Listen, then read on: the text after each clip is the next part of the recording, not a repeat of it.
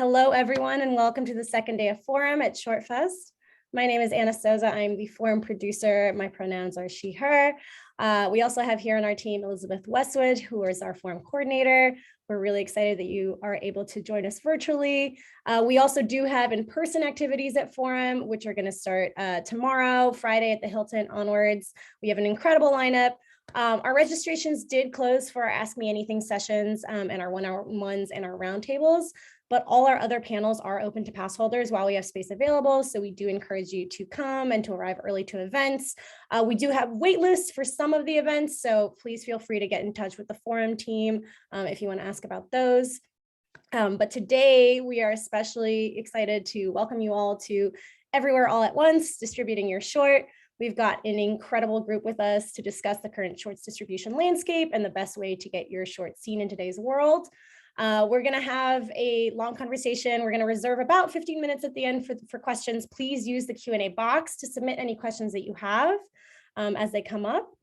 And without further ado, I'm going to kick it off and hand it over to our fantastic moderator, the Deputy Managing Editor for IndieWire, Ryan Latanzio. Hi, Ryan. Hi, thanks Anna, and thanks everyone for tuning into Everywhere All at Once, Distributing Your Short at Palm Springs ShortFest. We have five wonderful panelists from a wide range of disciplines in the short film ecosystem, and I'd like to give them all a chance to introduce themselves and say a little bit more about what they do. So first, Amos Gava, who's the co-founder and head of industry at T-Port Online Market. Why don't you tell everyone a little about yourself? Hi, good morning, I guess, for you. And thank you, Ryan and Anna and everybody at the Palm Springs Festival. I'm a little bit jealous that you're all there in real life. And I have to say, before I mention what we do at T-Port, Palm Springs is a very special festival for me because when I was a student, that was one of the major changes in my career when I was attending the festival almost a decade ago. So happy to be here online at least. T-Port is a little bit of the odd bird, I guess, of the panel because we're a nonprofit association. So we're not exactly a player of buying or selling films, but we do help to facilitate the spreading and distribution of the films and finding new audiences for emerging filmmakers, student filmmakers, and short filmmakers in general. We used to work only with film schools. By now, we've expanded through the support of the European Union to also work with independent films and different players, like people on the panel here, I guess, could also be one of those distributors, sales agents, and buyers. And basically, it's an online platform for industry professionals. So it's like a VOD, but not open to the public. So the only people having access to the films are accredited professionals. We have around 2,500 industry professionals in our network. And we're here to try and help filmmakers figure that out. So I guess this panel is very relevant. Thank you, Amos. We also have with us Florentina Almonte, who is the content acquisitions executive at Shorts TV, which is a platform that many of you might be familiar with. It's it's available on Amazon. It's available in your homes in many markets. Florentina, will you tell us a bit about what you do? Yes, I do content acquisitions for Shorts TV. Shorts TV is a company that owns and operates media outlets, television channels, not television channels anymore, media outlets dedicated to short films. In my position as acquisitions executive, I source short films, and I do all of the contracts, the acquisitions process, in order for us to have the films on air. Thank you. We also have Wouter Janssen, who is the CEO of Square Eyes, which is a company that handles festival strategy and distribution for kind of, I believe, sort of decidedly sort of non-mainstream short films. So Wouter, why don't you tell us a bit about what you do? Yes. So hi all, I'm Wouter. I run Square Eyes, which is a distribution company for shorts and since a while also feature films. And we really try to aim at a bit more outspoken artistic films, especially within the features. That's the case. Within the shorts, we have a bit wider range. So For instance, if you look at the films that we have at Palm Springs this year, like a film like Warsaw, which won one of the prizes in Sundance, where it premiered earlier this year. That's a film that I would consider a bit more commercial in its approach to narrative, while a film like And Then They Burn the Sea, a Qatari film that's also at Palm Springs, is more like on the artistic spectrum. And for these films, we really handle the whole festival strategy and really try to get the most value out of that for the filmmakers. And we work with around 10 to 15 shorts each year. Also with us is Andrea Gonsalves, who is the festival's manager and distributor at Manifest, which is a sales agent and distributor of short films. Please introduce yourself. Hi everyone, I'm Andrea, and yes, like you said, I'm a short film distributor. Our paths are very similar with Wouter. We are based in France, though. Manifest has been on the short film market for 6 years now, and my colleague Anaïs Colpin started it all with a few producers who really wanted someone dedicated to the short film distribution of their short films, because it was done by interns or it was done by them. It was not really done very precisely. So Anaïs started working with them, and I came to Manifest as an intern 3 years ago, and I was hired, and now I'm more like the festivals manager. I'm in charge of being the contact between directors and festivals and producers. Whenever there's a selection, it's I'm the one who's in charge of it all, and Anaïs is the coordinator of the company, and she's in charge of sales and managing our catalog for platforms. And we have 6 films selected at Palm Springs, so I'm very proud to be here. And then last, but not at all least, we have Kelly Lulu, who is the distribution coordinator at OUAT Media, which is a Toronto-based distribution and sales company. Please introduce yourself. Hi, everyone. It's so nice to not be able to see you, but be able to talk at you. As Ryan mentioned, What Media, we're based in Toronto, and we specialize in distributing and representing short films for sales. We've been in the industry for over 15 years now, and it's been such a pleasure to continue to just work with short films.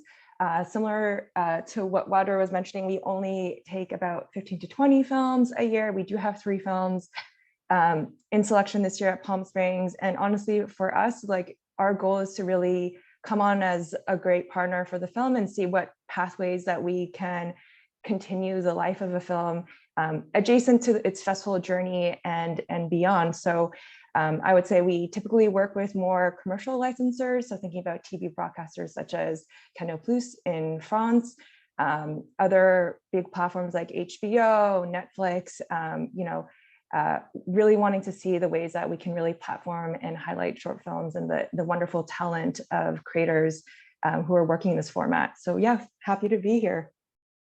All right, well, thank you. And thank you all for being here once again. My first question is a broad one that I think you all could speak to. Across the various companies, you are handling films that are possibly experimental, possibly more mainstream, at the festival level, at the distribution level. What is your criteria for what makes a great short film?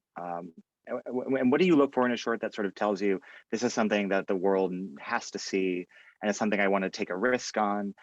Because distributing any independent film, short or feature length, is, as we all know, a risk. And perhaps we could start with Wouter, since you talked about how your company is really behind a lot of auteur driven kind of projects.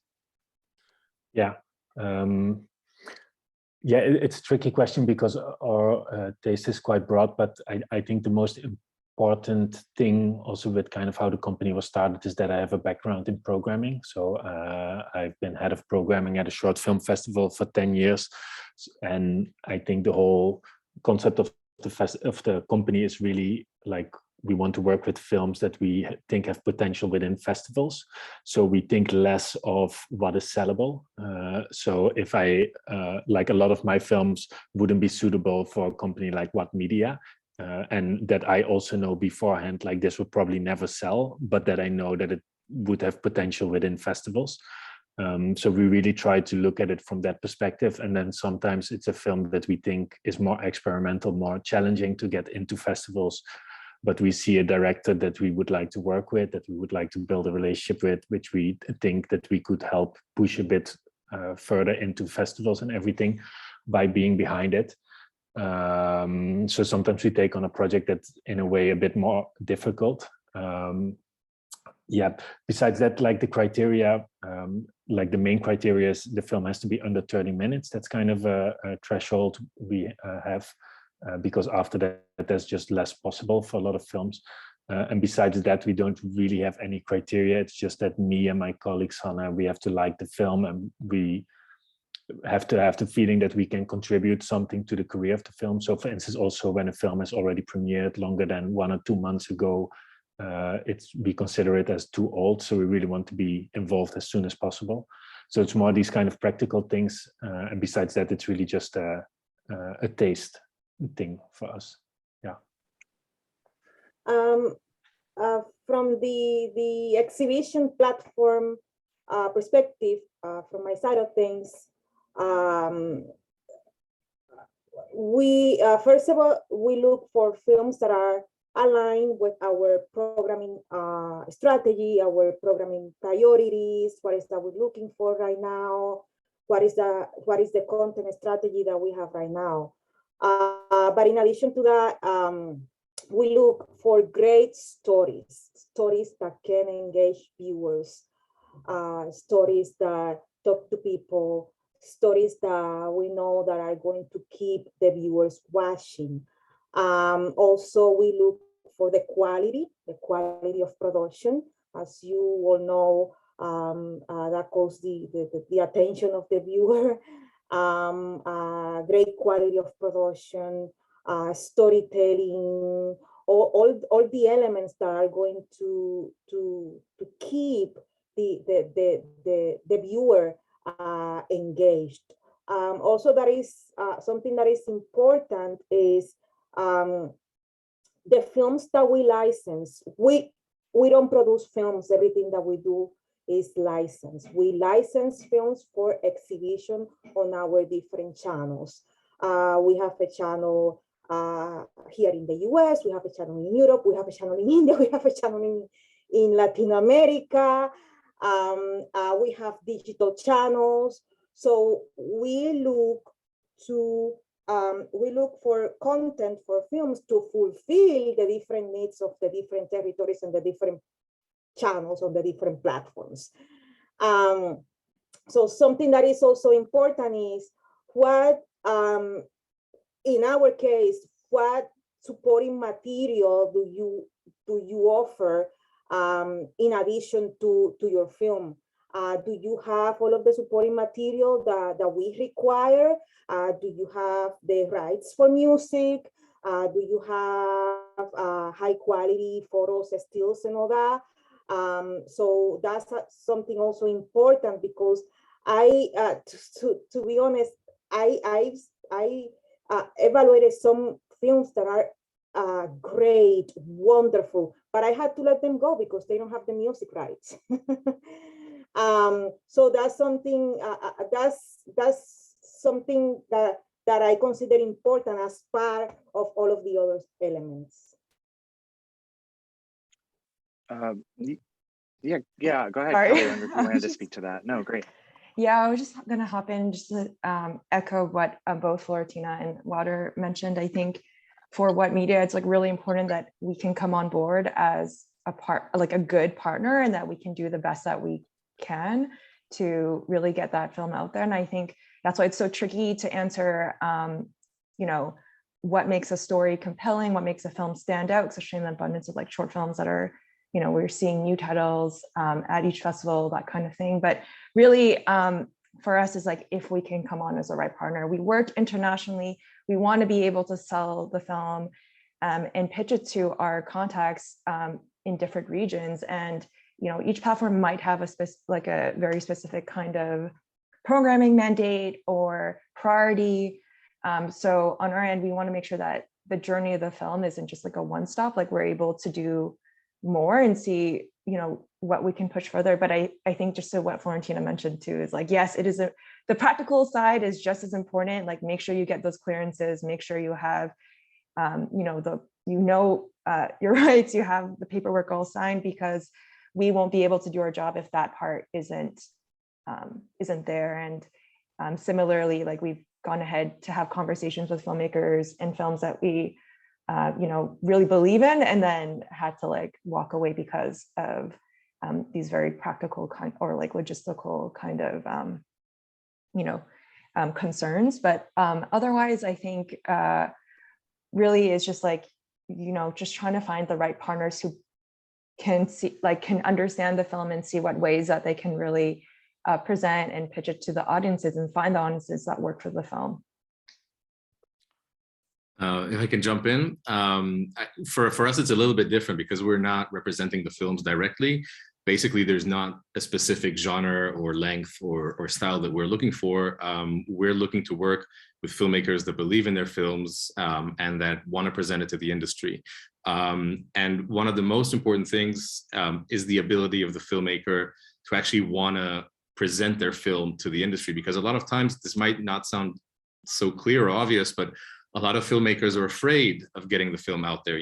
They made the film and they want to bring it out, but there's that kind of barrier in between, and we're there to help also with that.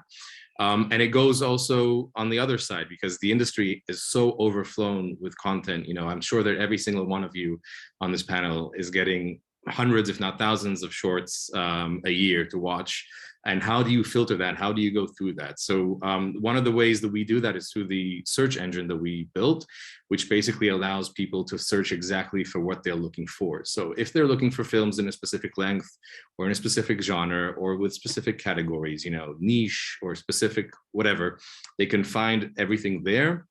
But we also do recommendations based on personal knowledge and connections with the people.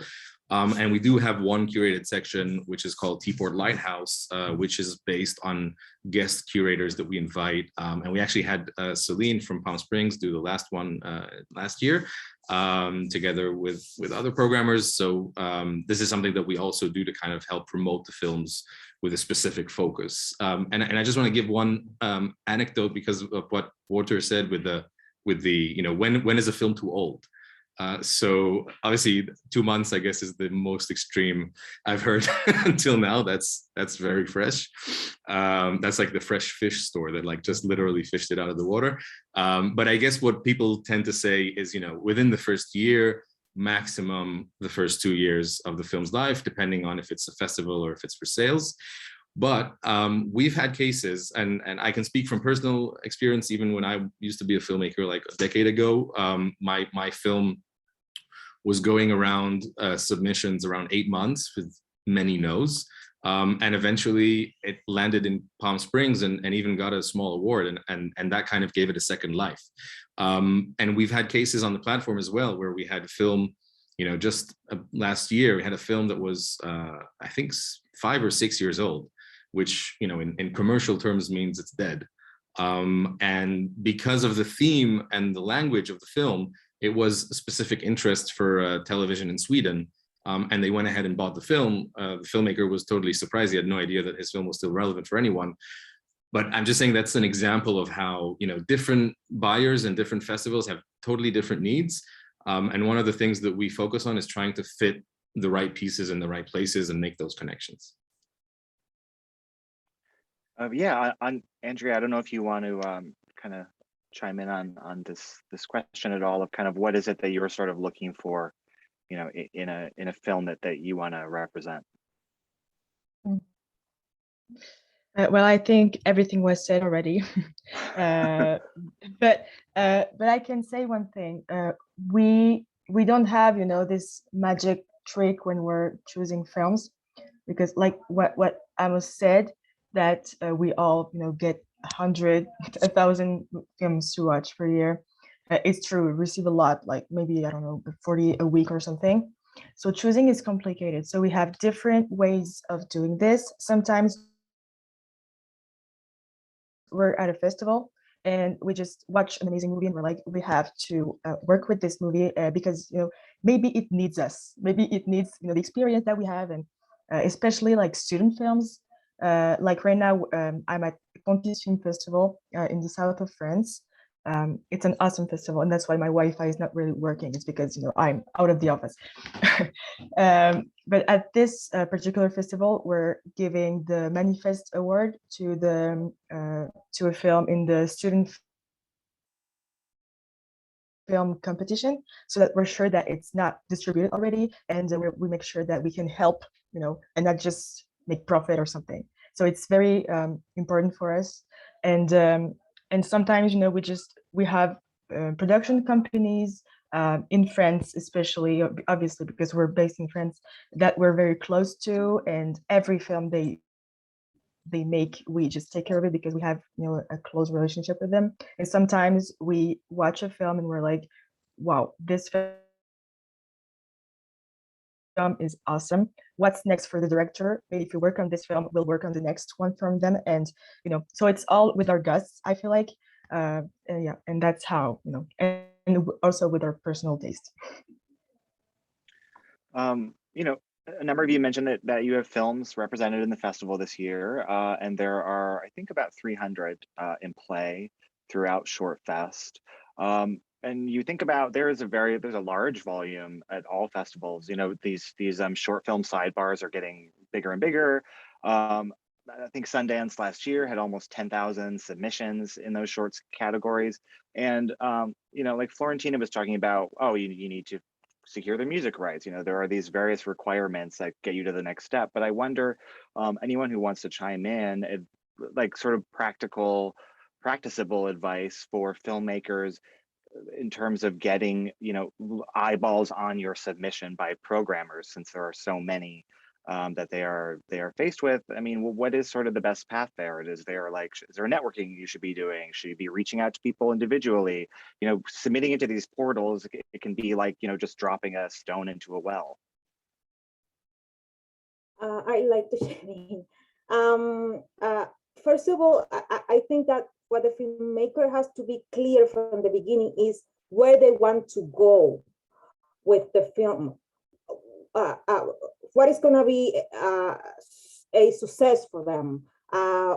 Is that they want to get money? Is that they want to participate at festivals? Is that they want to reach a massive audience?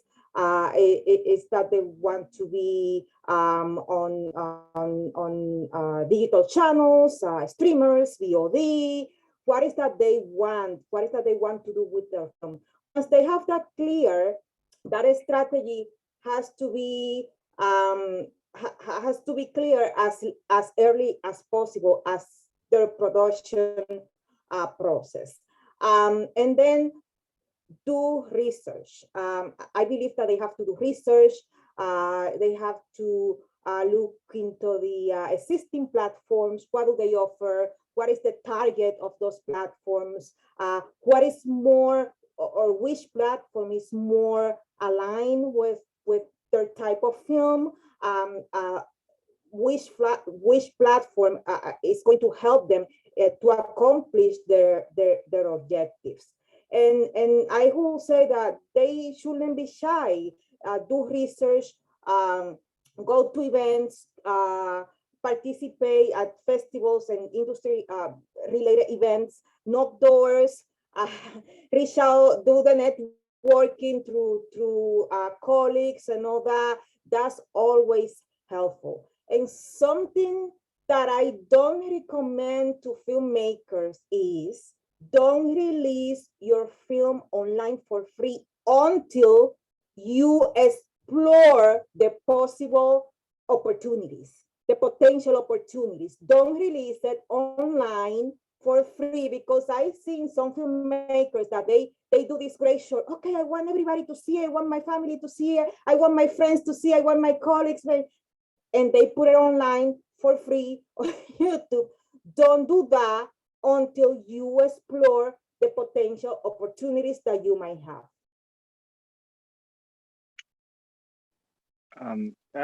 Kelly, I know you mentioned you had a handful of films at the festival. So what was kind of their, what was their path to get there?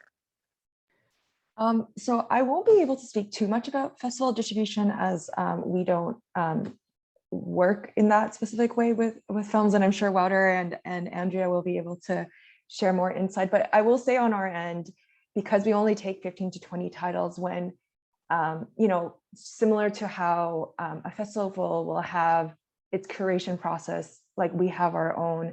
And so with our connections, when they see, our contacts, when they see that we have a film in our catalog, there is, that underlying understanding that like this is a film that like we have selected and that we've committed to representing. So there is that sort of, I don't want to say like that vetting process. That's kind of like, okay, this is something that our team is behind. But that being said, like what media, we have our relationships with, a whole range of contacts in the industry. So we also just try to do our best to offer whatever guidance in terms of, I think what Florentina was trying to mention about, knowing which platforms or which festivals are more aligned to your film and to your story. Like, sure, you can be the strongest believer of your film, and you should be, but it's also good to, take a look into, is this really a right fit for, say, Venice, for example? Maybe it's not, but, another festival like, say, Sundance would be a better fit, or maybe another type of festival. So I think on our end, like just offering our insight on festivals so that they don't miss out on certain, other, festivals that might be a good match for them, but also festivals that are in line with our sales strategy. Like, we are interested in markets, so seeing the ways that the films can be visible there is just as important for us. But I think I'll pass it on to Wouter and Andrea, who might be able to speak more to that festival distribution inside part. I can chime in quickly because what Florentina said really, there's an advice I always give to young filmmakers that are really starting with their first short film. It's like, be curious, go on festival's website, like you said, Kelly, and just see what their selections look like. Like, for example, is your film for the Locarno Film Festival?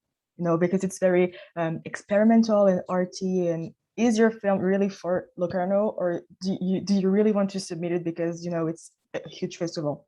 So that's really important to know where you're submitting your film, because the submission fees sometimes are enormous. And the biggest advice I can give is, be careful with your finances for submission fees. Have a budget that is dedicated to it, and be careful. If like Film Freeway, for example, there's so many festivals there, and it's a very beautiful platform and everything. And sometimes there's just so many festivals, and sometimes the submission fees are like $100, I'll say something, and it's just for a one night only screening, in I don't know which country. So is it really worth it? Do you know the festival? Do you know if it's worth spending your money, your precious budget, submission fees budget, on this special festival or in this special event? And you, like Florentina said, do your research, be curious, and know your festivals. Like, where do you want to submit your film? I think that's a big advice. Yeah, I can follow up on that. I think like all of this is true, but it's also tricky because, for instance, like a festival like Locarno, they just changed a year ago their complete selection team. And so then it's again like, okay, you have to again discover what the taste is. Or like in Cannes, now the director's fortnight is changing that whole team. So, okay, what will their taste be? Will it still be as artistic, experimental as it was, or will it be something new? So as a starting filmmaker, I think this is difficult, and I think this is kind of what a company like ours or Manifest can contribute in terms of festivals, or with what for sales, like that we can say like, okay, these are the festivals where we think your film makes sense. But in the end, I really think like we're just a foot in the door.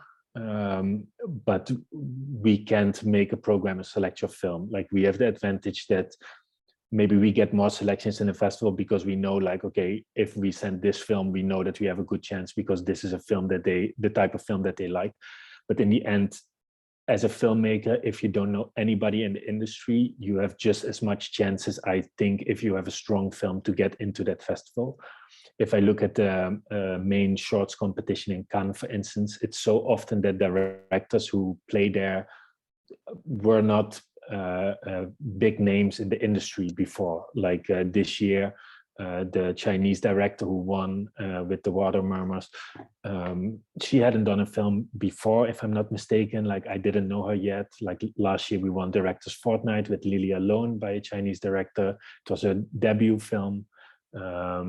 I've picked up films in Cannes that I didn't know the director of, who just sent it there by himself, didn't get support from the Film Institute, and still ended up in the main competition. So if you have a strong film, I know that you will be able to get into those festivals. Festival programs are always on the lookout for new discoveries. If you have a distributor behind you, if you already made some short films, you just have like an advantage that people already know what they can expect, or that there's some sort of quality stamp on it. But besides that, if you have a good film, I'm quite certain that it will travel to those festivals, and we are just people that can kind of help make that process a bit easier. If I look at the 5 films we had in Palm Springs, there's films in there, at least one that I maybe wouldn't have sent if I would have been really critical and like, I don't think this is a Palm Springs film.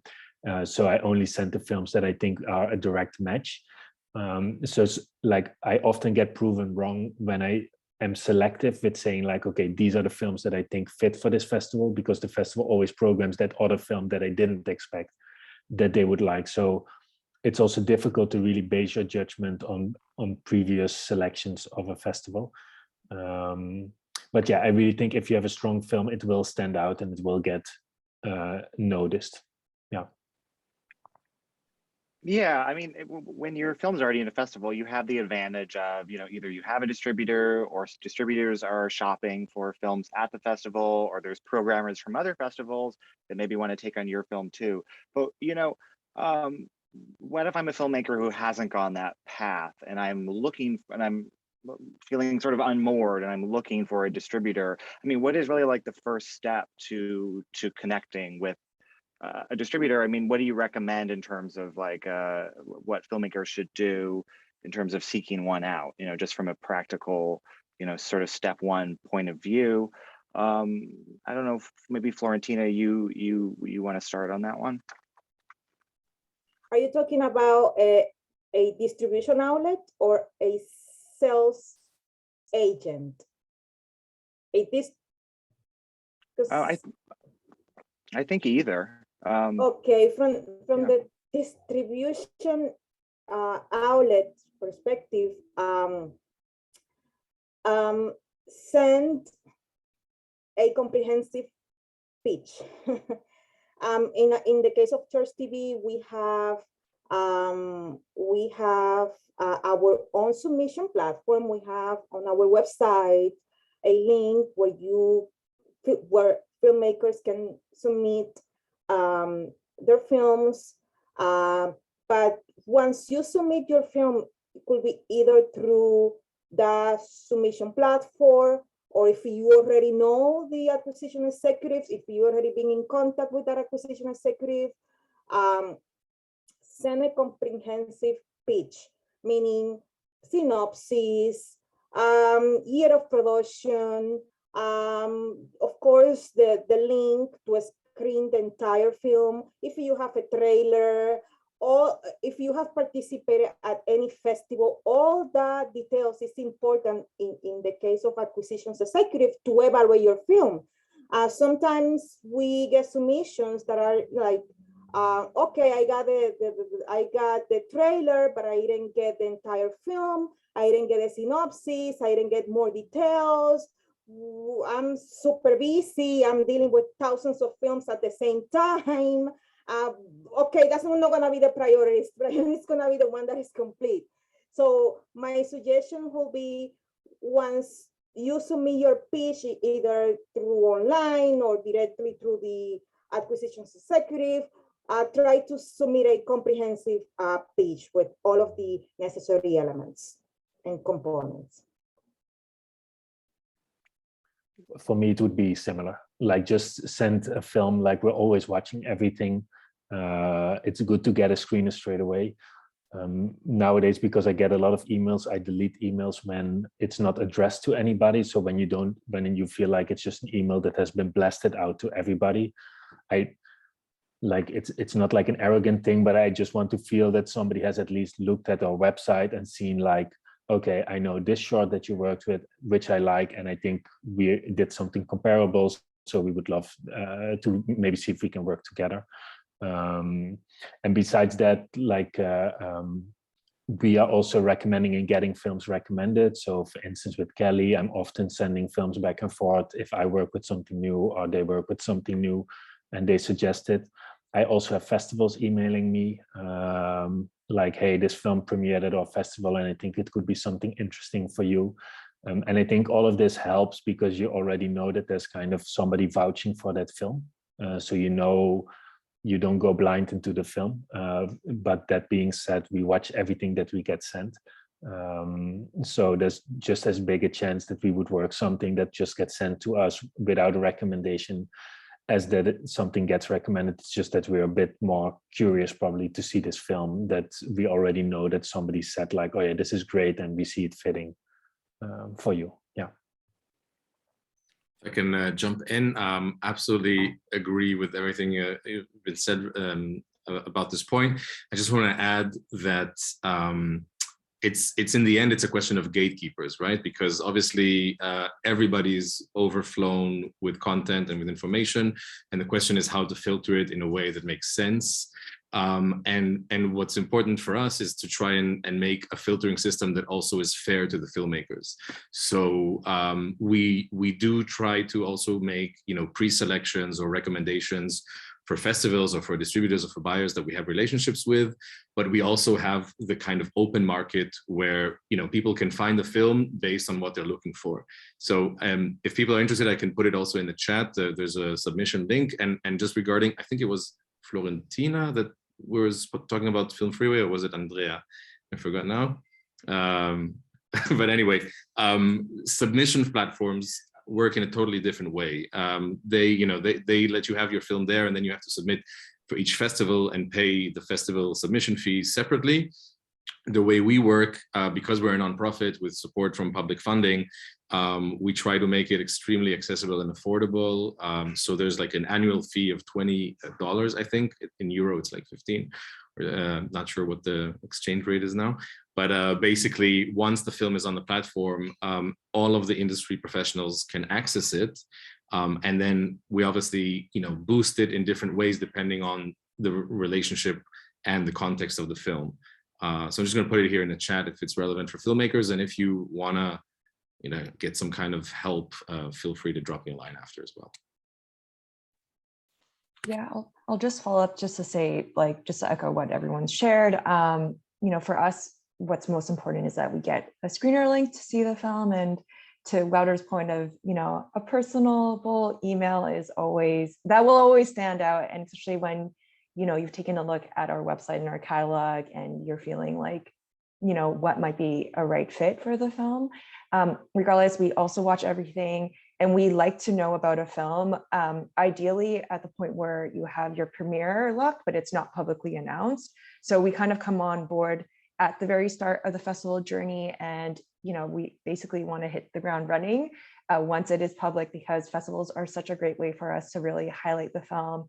One of our films that is at Palm Springs, we were able to make a sale very recently in Europe for it, and it was very exciting. So I think the sooner the better.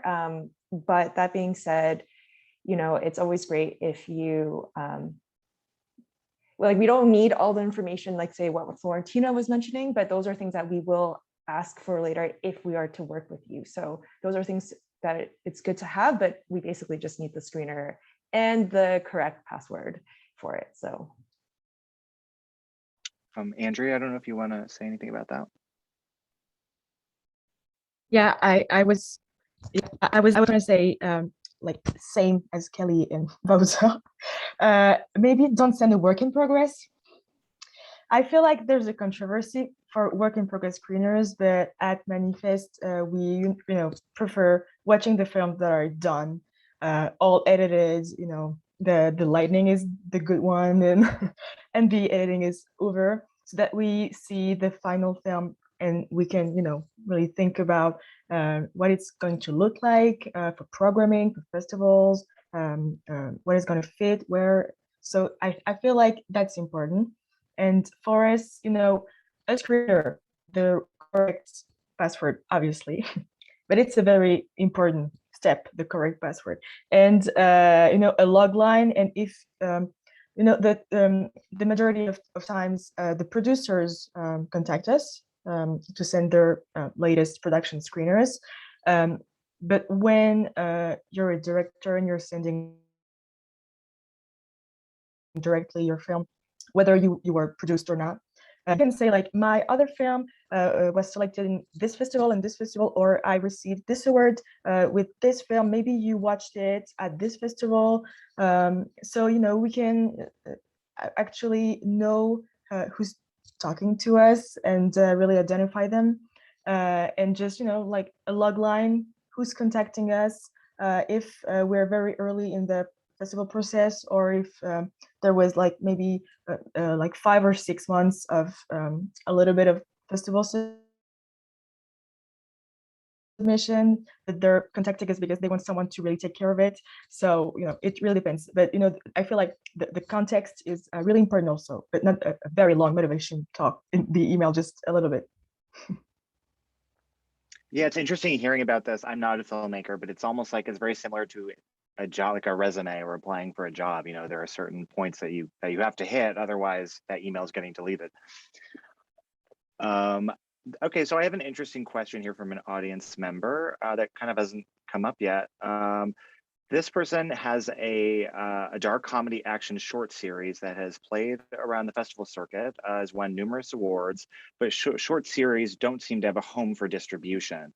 So do any of you look at acquiring short series? Or are there places you can suggest that makers of short series might be able to look? We at Short TV are exploring to include short series in our lineups. Right now we are searching for short series, of course, quality, great stories and all that. But in our case, we are already exploring the possibility of including short series in our lineups. Yeah, just to mention at this moment we aren't considering short series at this time, but I mean, I think from our end, working with short filmmakers, part of the sales distribution, it's not about always making a sale, it's about us also offering visibility to the filmmaker in a different way. So I would say some of our licensors, maybe they're not as interested in acquiring short films, but they're interested in development. So I'm kind of answering the other way, not really offering, I think, like examples of places that are acquiring series, but just wanted to also mention that is on our radar, and we kind of work at, I would say, in terms of just like highlighting creatives who are maybe interested in developing series later on. Right. Yeah. Go. Okay. Yeah, I just want to say that within festivals, I find it a difficult one because it's kind of like on the border of like between television and what gets accepted within film festivals. So within a short festival for competition, what you mainly aim for, they would maybe look at one of the series as a standalone. So it's the question if it works like that. And what is a short series? Is that like 20, 30 minutes? Because then it's really like television length. So I think thinking outside of the film festival circuit and more like within television markets and things like that could be more interesting. I see it more also the other way around, that somebody does a short to kind of get green lighted to create it into a series, for instance. And then I think festivals could be an interesting gateway to that. I would like to add that I've been seeing festivals recently that are adding a category for short series. Sometimes they call it web series, short series, in addition to what they already have, animation, live action, shorts, if they have features. I've seen more and more that they are adding a separate categories for what they call web or short series. Maybe just to add to the last 2 points, I think it's also something to consider at an earlier stage, because I think the question, if I read it right, was about a series that made a bit of a festival circuit and now is looking for more opportunities. And I guess what I would advise is when approaching a series, to already, when you're developing the series in the script level or in the Bible or whichever stage it is for the series, to already there involve, you know, distribution and sales, because it's a series. It's not going to have like the big festival life of a film. It's going to have more of a screen life of whichever screen it's going to be. And there are a few series festivals that are kind of like film festivals, but for series. There's obviously the most well-known is Series Mania in France. In Berlin, you also have a series festival. I'm not sure in the States what the situation is. I guess maybe some of you know better. But I would consider this at a much earlier stage and not after it's already done. You know, I have a question for anyone, you know, who'd like to chime in.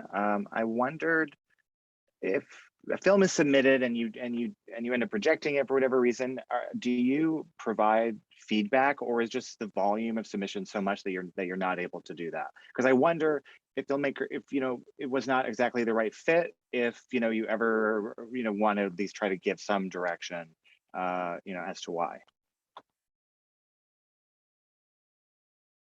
I can start. I mean, I think it would be really dependent on the film. Sometimes we want to be, I mean, we always want to be as encouraging and as constructive as possible, but I think things that we've mentioned earlier on in this conversation, selecting a film, that decision is a combination of many, many factors.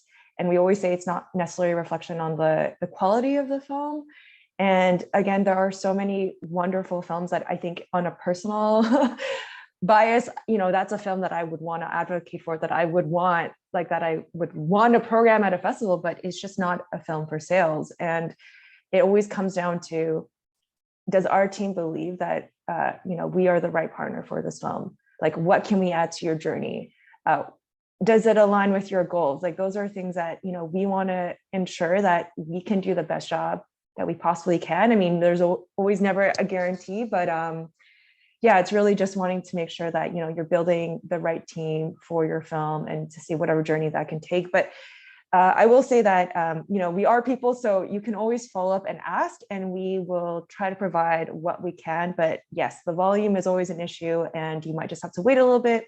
And sometimes, you know, our feedback may have to be a bit more general, just because of just like so many little factors that shouldn't make like a filmmaker worried that the film isn't good just because we rejected it. And sometimes we also try to suggest like maybe other distributors that might be a better fit for the film. And those are like little things that we also like just try, because we understand like it's really hard and there's a lot of no's in everyone's journey. And yeah, we just try to be as constructive as we can.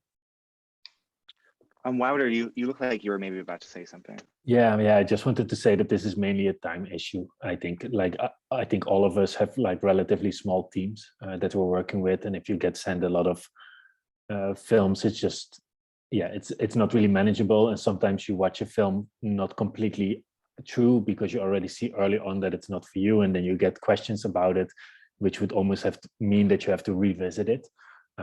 So I think this is the main reason for us not to give like really extensive feedback. I think only the moments when we actively request a film that we saw in a festival, or when it's somebody that we have a relationship with, we try to give a bit more feedback or even some pointers. We also try to connect them sometimes to other distributors that we think could help them out. But it's like sometimes it's just super difficult because what Kelly also said, sometimes we reject a film that we actually really like, but we just think it's like too tricky for us because we have a similar film. So you're kind of in competition within your own catalog. So it's just sometimes it's difficult really to give specific feedback, because actually what you want to say is I like the film, but it's just all these reasons outside of your film that we can't work with it. So yeah, so often it stays a bit more in a general kind of a thing. But whenever we encounter people at festivals and things like this, we're quite easygoing and generous with things. So we usually try in those types of settings, we can give out more information. Yeah. Wouter and Kelly, these comments are helpful because you're putting a bit of a sort of a human face to the submission process, which can feel dehumanizing for anyone in any discipline. Here is another interesting question from Jen Harris, who is asking, if I've just started submitting to festivals, is this still an opportune time to acquire a distributor to help support the film? And I think if I'm understanding this right, it's like, once you're already in the festival process, is there sort of a sequence? Is there sort of an order you should be following for this process, or can you sort of be juggling both? Well, I can chime in on this. At Manifest, it really doesn't matter because, sometimes directors or producers come to us and say, like, we just finished the editing, the film is, almost done, and we really want someone to take care of the festival strategy because we don't know anything about festivals, and we trust you, and so in that case we just do it from the beginning. But sometimes there are directors who started and are already like they don't have a world premiere or something, and they already started submitting the film to festivals to not miss any deadlines because that's another issue. And they're like, look, I submitted the film to festivals. I started it, I don't know, 4 months ago. I still don't have any answer. It takes time. Are you interested? And then we just think like, oh yeah, that was a good fit, or that wasn't. We'll see. So we don't make the two submissions at the same time if we take care of this film. And so yeah, I feel like if you want to send us your film, it really doesn't matter, as long as it's your film is not 5 years old already. And so that's more difficult because it's not eligible in a lot of festivals, but in any case, just send it to us and explain what was done with the film already, or what wasn't done, and what we can do to help. I think that's important. I think it's also the question at what stage you can get the most out of the people you're working with. Like if you put your film on T-Port really early on, you can get more value out of being on there because people can discover the film early on. If I'm involved with it early on, I can maybe be that foot in the door with the bigger festivals that I have a relationship with. Or but so for me, it's more that because we work with so few films, that's why we're quite selective with trying to get on board as soon as possible, just because we know that then we can offer as much as possible for the filmmaker, also because they have to pay us for the service. So because of that, I also feel like, okay, I want to be able to give enough value for that. But I know films that have been playing at festivals for a year that then get picked up by a sales agent because still nobody was on board with it. Like Amos gave the example of a film that's 6 years old that still gets sold. So I think for festivals, you just have this window of like a year and a half, where you really have the chance of all the competition spots. So that's why, for me, trying to be involved as early as possible is good. But for a lot of other people, I think it matters less. But ideal situation, it's like you get a sales and a distributor involved before your premiere, so that you have these people kind of helping you out with all the steps from the beginning on, and you don't have to do all that work yourself. If I can just jump to that piggyback,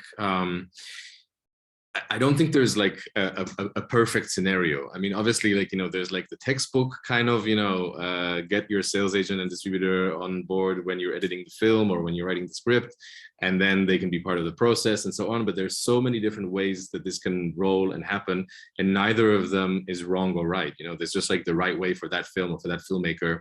And you shouldn't, as a filmmaker, you shouldn't feel like, oh my God, I'm doing something wrong because I'm having a premiere and I don't have a distributor, or I'm doing something wrong because like I'm not getting into festivals.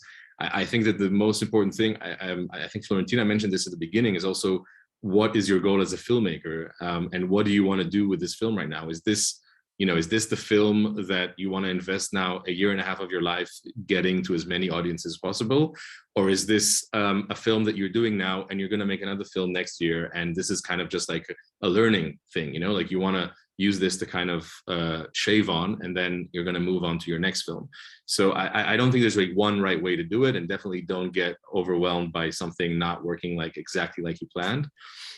And I just, there was one more thing I wanted to add about the previous questions, but now I kind of forgot it, so might get back to it later. Oh, wait, I think it was about when to put the film on, or when to get someone on board. So just Walter gave the example that, yeah, putting your film on early on Tport will, you know, give it more time to work in that sense.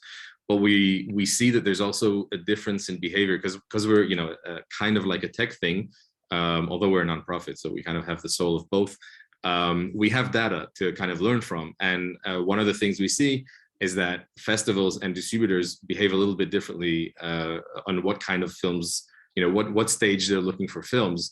And festivals tend to also, I mean, let's say not the A-list ones, but like anything above those, like 10, 15 festivals, they tend to look for films that have already premiered at one of the A-list festivals, or that have already, you know, done some kind of performance. And then they would say, okay, now it's worth me having a look at it, because I don't have the resources, like everybody said, to go through like 10,000 films. So I need to have some kind of filter already now. So we do have, you know, distributors or sales agents that are looking for films that have not premiered anywhere yet, and they're just looking for the newest thing. Although even they tend to ask us, you know, what is now in your platform that has been selected to Locarno, or that has been selected to Cannes, or that has been selected to Berlinale. So everybody wants to kind of watch the films in selection on those like A-list festivals before the festivals. But other festival programmers, they're looking for films that have been places as well. So definitely there's a way for both ways. Yeah, Florentina, I wondered if you had any, you know, feelings about that, with Shorts TV being the, you know, sort of sprawling global network that it is. Yes,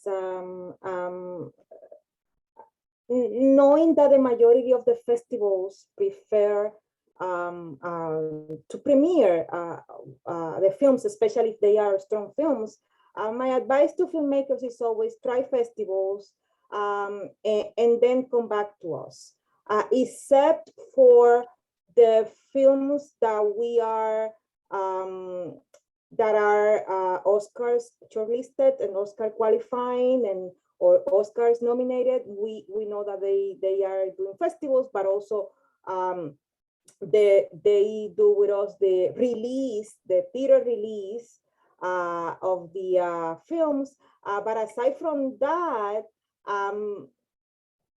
it is understandable, because of the majority of the festivals prefer the films to premiere the films. It is understandable that filmmakers want to finish the festival circuit before getting distribution on platforms. Now, a sales agent, that's a different case, because a sales agent can help you if they are specialized in festivals, they can help you to get into festivals.